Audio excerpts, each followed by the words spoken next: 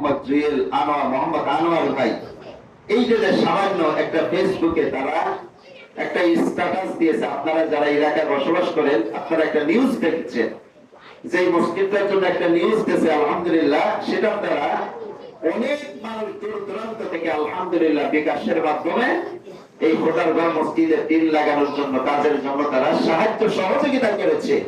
আল্লাহ আমাদের ভাইদের হায়াতের প্রতি বরকত দান করে, সবাই বলেন আমিন।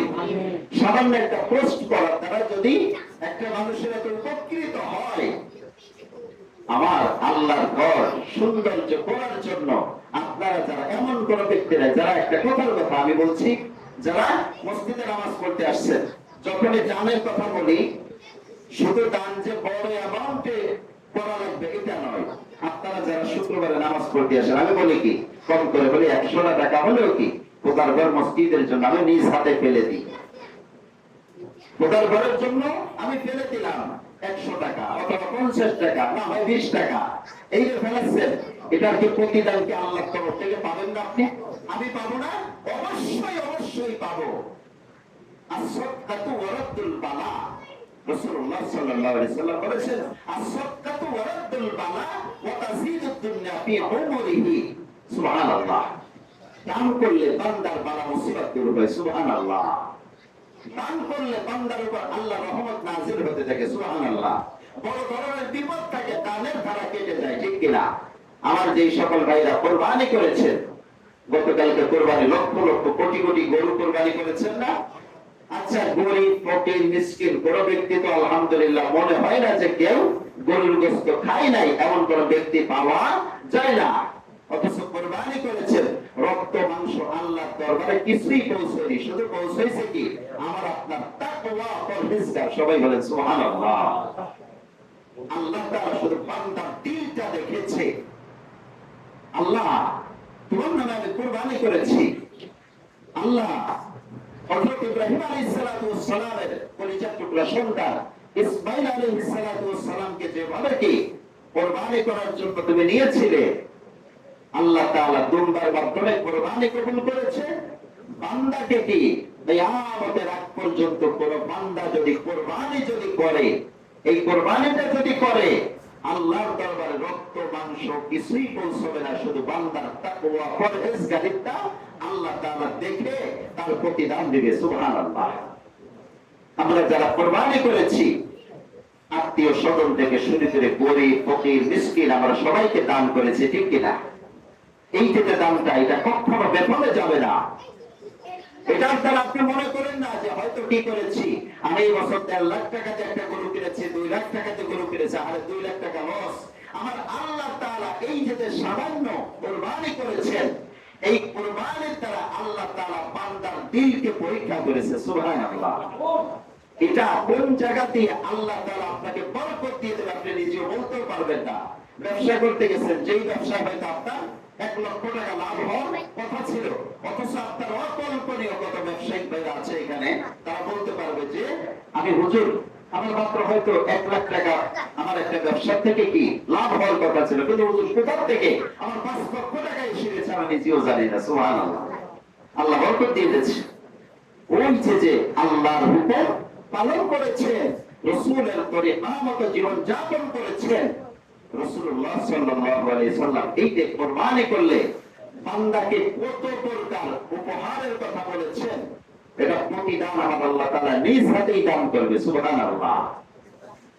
কুল ইন্না সলাতি ওয়া নুসুকি ওয়া মাহইয়ায়া ওয়া মামাতি লিল্লাহি রাব্বিল আলামিন লা শারীকা লাহু ওয়া বিযালিকা উমিরতু ওয়া আনা আউওয়ালুল মুসলিমিন। আল্লাহুম্মা মিনকা ওয়া লাকা বিসমিল্লাহি আল্লাহু আকবার।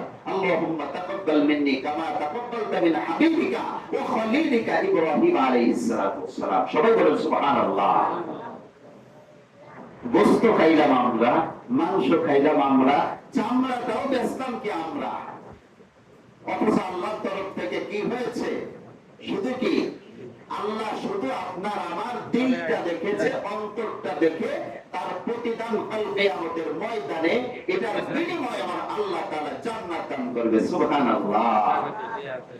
এটা বোঝা যায়, চিন্তা করা যায়। এজন্য কি ভাই আমরা যে কাজই করব আল্লাহর ওয়াস্তে, আল্লাহকে রাজি খুশির জন্য করব। এই মসজিদটা যদি খারাপ হয়ে যায়, এই মসজিদের যে দান করতেছেন, যাদের 1 টাকা নয়, 2 টাকা নয়, 5 টাকা 10 টাকা থেকে শুরু করে যারা খোদার ঘর মসজিদের জন্য দান করতেছেন, এই দান যদি বালু করার সাথে লেগে থাকে, এই আমাদের আগ পর্যন্ত কি করবে? আল্লাহ তরফ থেকে আপনি কি এর সওয়াব পাইতে থাকবে, সদকায়ে জারিয়া। ওই যে বলা হয়, কোন বান্দা যদি 1 টাকা যদি দান করে, 10 টাকার সওয়াব আল্লাহ তাআলা দান করে, 70 টাকার সওয়াব দান করে। এই আমাদের আগ পর্যন্ত এভাবে কি করতে থাকবো? আমরা দানের বদলা পেতে থাকবো। সুবহানাল্লাহ। একটা কার্পেট দান করেছেন, একটা কি করেছেন? মসজিদের জন্য একটা বদলা, একটা লুটা দান করেছেন, মসজিদের জন্য একটা বেলচা দিয়েছেন, একটা ঝাড়ু কিনে দিয়েছেন, মসজিদের জন্য একটা ফ্যান দিয়েছেন, একটা লাইট দিয়েছেন, মসজিদের জন্য একটা টিন দিয়েছেন, মসজিদের জন্য একটা ইটের টাকা দিয়েছেন। 20 টাকা দিলে কি একটা ইটের পয়সা হয়ে যায়, ঠিক কিনা? 20 টাকা দিলে একটা ইটের পয়সা হয়ে যায়। তাহলে কি আপনার দান যে করতেছেন, এটা বালু করার সাথে লেগে রয়েছে, আল্লাহ তাআলা এর প্রতিদান আপনাকে কাল কিয়ামতের ময়দানে যখন আপনার হাতের মধ্যে এনে দেবে, তখন আপনি আফসোসে, আমরা কি করব? আফসোস করতে থাকবে। কত বান্দা শুধু আফসোসে বলতে থাকবে, আল্লাহ রে, ও আল্লাহ, আমি সামান্য মসজিদে গিয়েছিলাম, 50 টাকা 100 টাকা দান করেছি, ও আল্লাহ, এটার প্রতিদান তুমি আমাকে এত দিয়েছো।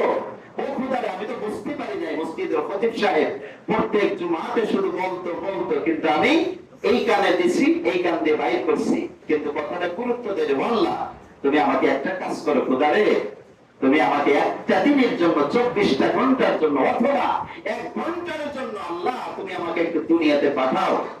আল্লাহ রে, আমার জীবনে যত আমল করেছি, জীবনে যত কামাই করেছি, আমি ওই কামাইটা কি করব?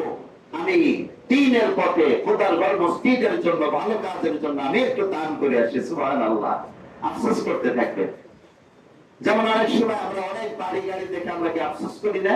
আমাদের আফসোস আসে না যে আমরা চালাই, সাইকেল চালাই, সে কয়ে যাবে এটা মোটর সাইকেলে, যে মোটর সাইকেলে চলে সেটা আমি যদি একটা কারে যদি চলতে পারি, যে কারে চলে, যে কে বাজারে গাড়ি নিয়ে চলে, সে চিন্তা করে আমি যদি একটা বিমান নিয়ে যদি আসমানে যদি উঠতে পারতাম। এটা আশা মানুষের, কি একটা আশা।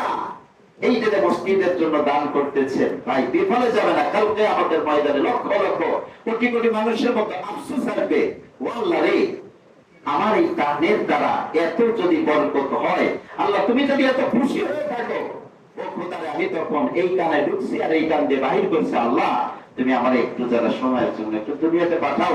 আমার জীবনে যত নেক আমল করেছি, জীবনে যত কামাই করেছি, সেই কামাই সমস্ত পয়সাগুলো দ্বীনের পথে আমি একটু খরচ করে আসি।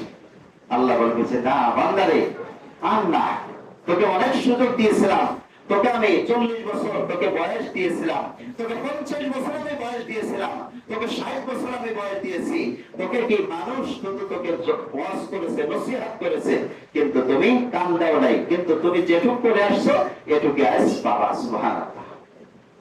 এজন্য আমরা কেউ যেন এই খোদার ঘর মসজিদ নিয়ে আমরা যেন তল মত যেন আমাদের মধ্যে না হয়, ঠিক তো?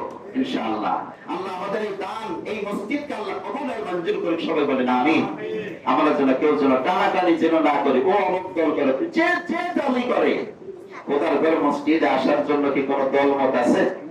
আছে নাকি? থাকলে বলেন যে না, খতিব সাহেব হুজুর, না আছে হুজুর, আমি এই দল করি, আমি এই দল করি। আল্লাহ বলেন তো, এই যে আমার সামনের কাতারে যত মুসল্লি আছে, দ্বিতীয় কাতারে, আচ্ছা কেউর সাথে কেউ কোন গরিব ধনী কোন ভেদাভেদ আছে? যে আমি মসজিদের অমুক, আমি মসজিদের তমক, আমি মসজিদের কি হয়েছে, কি কোন দলমত আছে? কোন দলমত নাই। কিন্তু খোদার ঘর মসজিদ নিয়ে যেন আমরা কেউ যেন কোন রকমের ষড়যন্ত্র যেন না করি। বহু জায়গা দেখা যায়, বিভিন্ন রকমের দেখা যায়, বিভিন্ন মসজিদ দিয়ে ষড়যন্ত্র করে, মসজিদ দিয়ে পর্যন্ত এখন রাজনীতি করে। আল্লাহ এই রাজনীতিকে বন্ধ করুক, সবাই বলেন আমিন।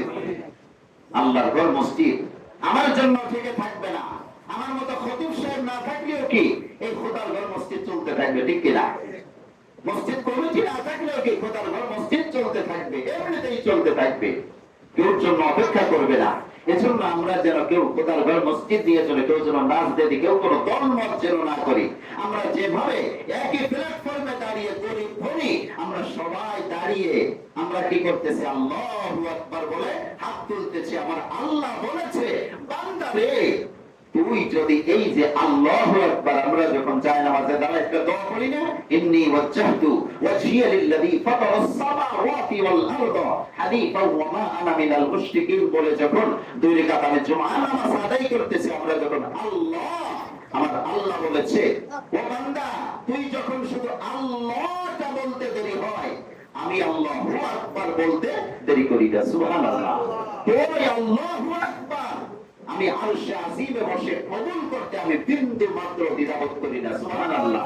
শুধু এটা নয়, তুই আল্লাহু আকবার বলে যে তুই হাতটা বাঁধতেছিস, হাতটা বাঁধার আগে তোর হাতটা বাঁধার আগে আমি আল্লাহ তোর জীবনের সব গুনাহ মাফ করে দিলাম। সুবহানাল্লাহ। বলে আল্লাহ আপনি কেন মাফ করে দেবেন? তোর বান্দারে তুই কি আমাকে দেখিস নাই, সাহাবায়ে কিরামকে দেখিস নাই, আমার রাসূল বন্ধু রাহমাতাল লিল আলামিন কে তুই দেখিস নাই? যখন আমরা নামাজের মধ্যে তাশাহুদ পড়ি না, আমরা নামাজের মধ্যে তাশাহুদ পড়ি না, তাশাহুদ পড়ি যখন আত-তাহিয়াতু লিল্লাহি ওয়াস-সালাওয়াতু ওয়াত-তাইয়্যিবাত আসসালামু আলাইকা আইয়ুহান নাবিয়্যু ওয়া রাহমাতুল্লাহি ওয়া বারাকাতুহু আসসালামু আলাইনা ওয়া আলা ইবাদিল্লাহিস সালিহিন। রাসূলকে সালাম দেওয়া ছাড়া কি কোনো ব্যক্তির নামাজ হবে? নামাজের মধ্যে সালাম, নামাজের মধ্যে কি রাসূলকে সালাম দিচ্ছি, আযানের ধ্বনির মাধ্যমে কি আমার রাসূলকে সালাম দেওয়া হচ্ছে, ঠিক কিনা? আর যখন আপনি আশহাদু আল্লাহ এই যে শাহাদাত আঙ্গুলটা যখন কি করা হয়, উঁচু করা হয়, আমার রাসূল আরবি সাল্লাল্লাহু আলাইহি সাল্লাম বলেছেন, বান্দারে তুই যে আশহাদু আল্লাহ বলতে দেরি আছে, ইলাহা বলার সাথে সাথে ওই বান্দার জীবনের সমস্ত গুনাহ আমার আল্লাহ মাফ করে দেয়। সুবহানাল্লাহ। নামাজ এত বরকত রেখে দিয়েছে, এই আঙ্গুলটা যদি না থাকে, এই আঙ্গুলটা তাহলে কত দামি, এবার চিন্তা করেন শাহাদাত আঙ্গুলটা কত দামি। সুবহানাল্লাহ। এটাকে বলা হয় শাহাদাত আঙ্গুল। ওই যে আশহাদু আল্লাহ ইলাহা ইল্লাল্লাহু ওয়া আশহাদু আন্না মুহাম্মাদান আবদুহু ওয়া রাসূলুহু, রাসূল আরবি সাল্লাল্লাহু আলাইহি ওয়াসাল্লামকে সালাম দেওয়া হচ্ছে কুল কায়নাতকে রাসূলুল্লাহ সাল্লাল্লাহু আলাইহি ওয়াসাল্লামের দুরূদের মধ্যে কি পাঠ করা হচ্ছে। সুবহানাল্লাহ। এই বান্দা তুই আবার কোন নিয়ামতের অস্বীকার করবি? আল্লাহ তাআলা পবিত্র কোরআনে ঘোষণা করেছেন, ফাবিআইয়ি আলাই রাব্বিকুমা তুকাযযিবান। বান্দা তুই আমার কোন নিয়ামতের অস্বীকার করবি? ডাইনে তাকা, বামে তাকা, সামনে তাকা, পিছনে তাকা, উপরে তাকা, নিচে তাকা, দেখ আমার রহমত ছাড়া পৃথিবীর মধ্যে কোনো জায়গা নাই। তোর শরীরের দিকে তাকা, তোর চেহারা মুবারকের দিকে তাকা, তোর একটা অঙ্গ প্রত্যঙ্গের দিকে তাকা। তোর একটা অঙ্গ প্রত্যঙ্গ যদি শরীর থেকে বিকলঙ্গ হয়ে যায়, শরীর থেকে আলাদা হয়ে যায়, ওই ব্যক্তি বলতে পারে হাতটার কত মর্তবা, আঙ্গুলটার কত মর্তবা। একটা কান যদি বান্দার যদি না থাকে, একটা চোখ যদি বান্দার না থাকে, ওই ব্যক্তির কাছে জিজ্ঞেস করলে বোঝা যায় চোখটা কত মূল্যবান, কত দামি ছিল।